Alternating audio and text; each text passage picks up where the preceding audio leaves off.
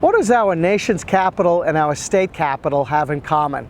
Washington, D.C., Baton Rouge, Louisiana. Lobbyists, politicians, but one thing that might surprise you is that they both have grand manner urban plans. A grand manner plan refers to this Enlightenment era urban design that drew from the principles of the Enlightenment going on at that time, that sought to elevate humans to levels of reasoning and science, and they drew inspiration from classical antiquity. Grand manner theory affected paintings, it affected literature, it affected music, Baroque music, it affected architecture, neoclassical architecture, and the way it was manifested into urban planning was by the use of a very simple, but at the same time aesthetically complex feature of the diagonal, the radial street. Diagonals bring the eye into certain locations, and that's a good place for parks and for grand buildings of church or state. Diagonals also need straight lines and 90-degree angles around them for them to be diagonal.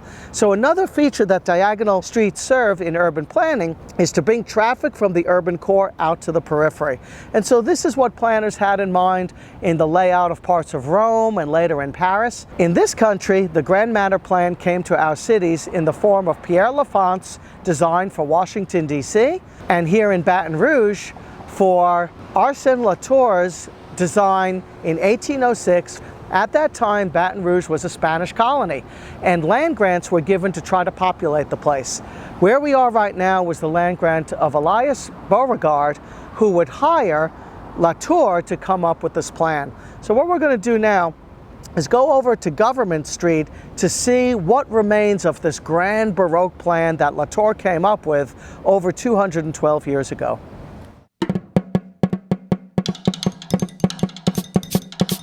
So, the year is 1806. Beauregard is the client and the landowner. Latour is the surveyor. And this is the grand manner plan that Latour comes up with. Here's how it worked. You have the Mississippi River in that direction, a grand avenue called Calle de Gobierno, Government Street, coming right up the middle, with a central four-square plaza where an iglesia, a church, a cathedral, would be centered. Over here would be the Palacio de Gobierno, the Cabildo, the City Hall, the colonial governing body, behind which would be beautiful meadows, water bodies, an amphitheater, a public garden, right next to which there were cabarets and little food stands and beautiful green space all around. Most importantly, there would be these four diagonals that would have centered attention in that grand Baroque style around the church here, which each connected to civic spaces. These were two parks, Plaza de las Floridas and Plaza de Mexico. Florida being the Spanish colony to the east, Mexico to the west. Now, Latour knew that the commerce and the Camino Real would be along the Mississippi, so he put the mercados over there. The other diagonals connected to a hospital and a colegio, an institution of higher learning.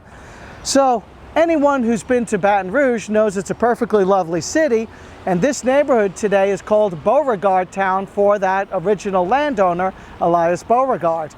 Clearly, Latour's vision didn't come to full fruition. This was a provincial colony, it changed hands, and let's just say that Latour's enlightened vision may have been a little too far ahead of the almost frontier conditions of Baton Rouge 200 years ago. But remarkably, much of this original vision, including most importantly those spectacular diagonals, still survive in Baton Rouge today.